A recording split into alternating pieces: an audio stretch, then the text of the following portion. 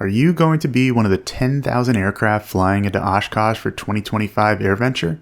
Whether you're going or not, you can take advantage of Flight Insight's Oshkosh sale at the link here or in the description to save 20% on all courses and bundles this week. With all those flights and 600,000 attendees, it's not your typical cross-country.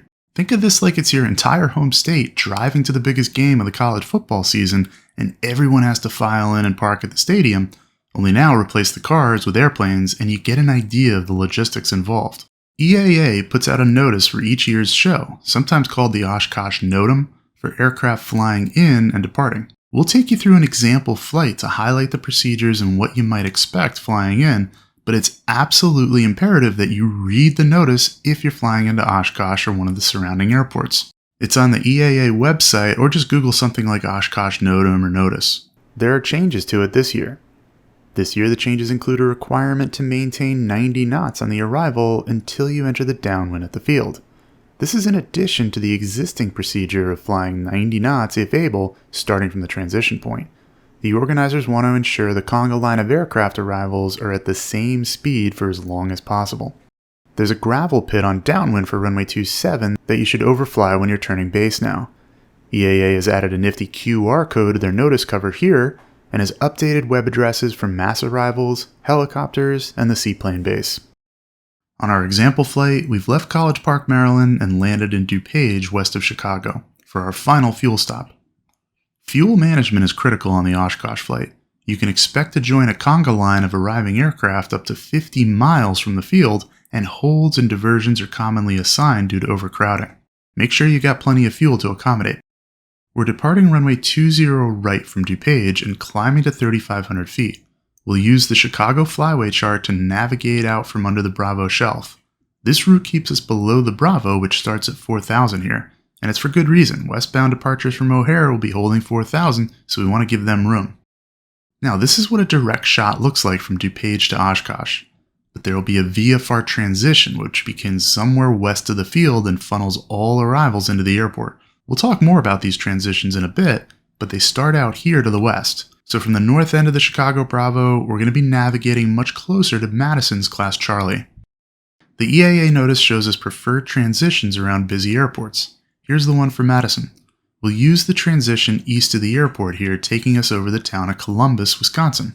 It's very unlikely that you'll be able to get flight following for most of this route due to the high traffic volume, but you can monitor Madison approach on the frequency here.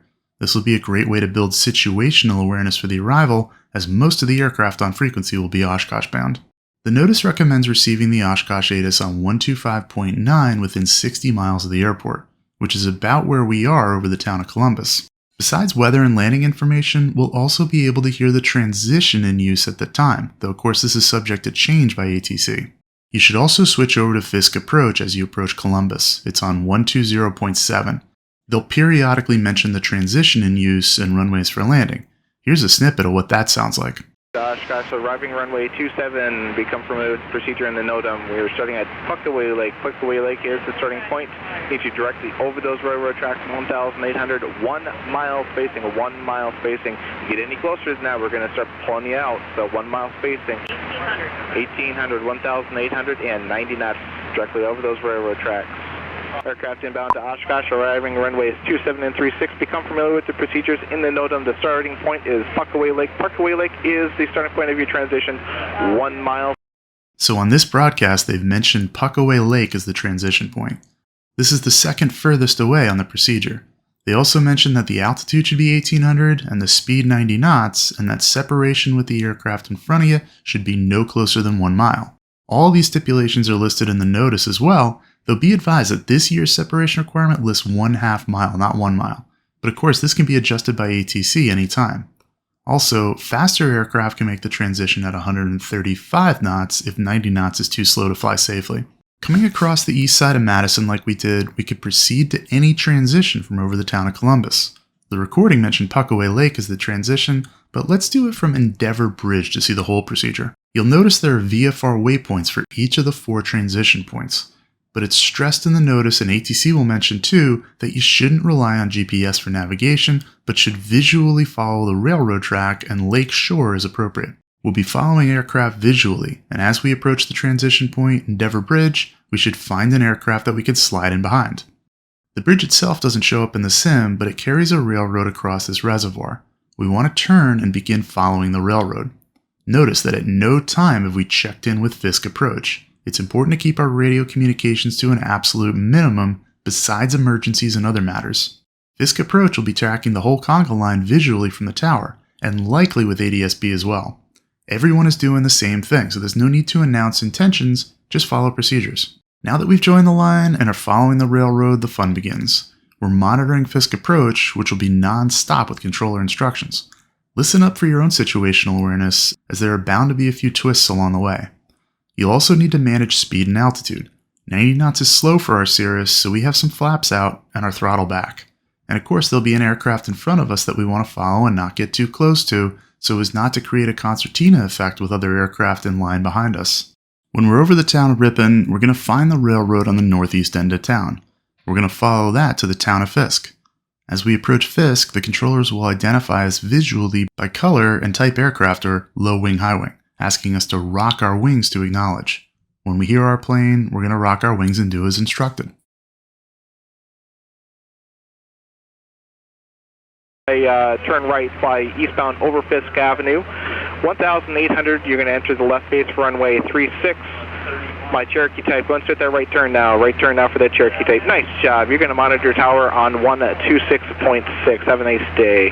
MI half mile southwest of Fisk, rock your wings. Oh, that's a wonderful rock. I'm going to have you continue northeastbound straight ahead along those railroad tracks. 1,800, you're going to enter that right downwind for runway 27 inside that gravel pit. You're going to monitor tower on 118.5. Welcome to Oshkosh. So we're told to follow the railroad tracks for a right downwind for runway 27.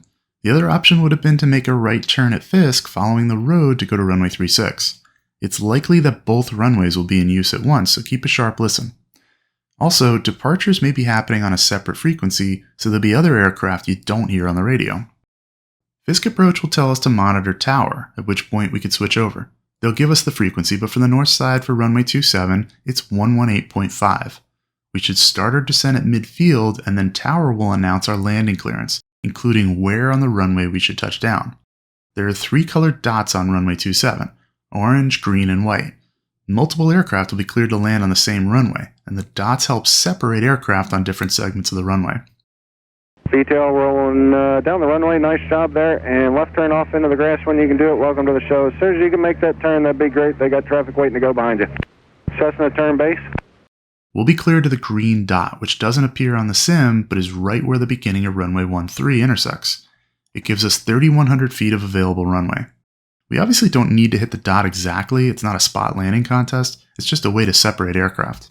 On landing, we should roll off, and rather than contacting ground or anyone, be on the lookout for EAA marshalers. We'll have a homemade sign out the left-hand side of the aircraft showing them what our plans are, and we'll use General Aviation Parking, GAP. Sometimes it just gets too busy to continue aircraft inbound, and ATC will assign VFR holds. The holds will be based on where you are in the transition and typically involve circumnavigating one of the lakes counterclockwise.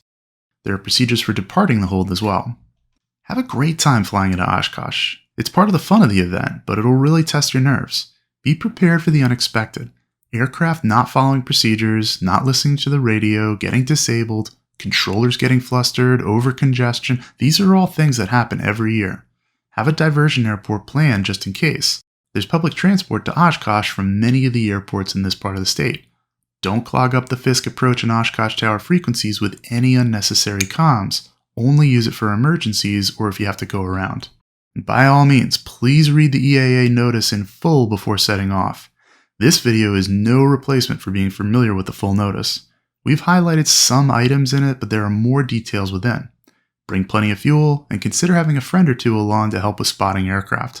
Let us know how you did, and look out for another video covering Oshkosh departures.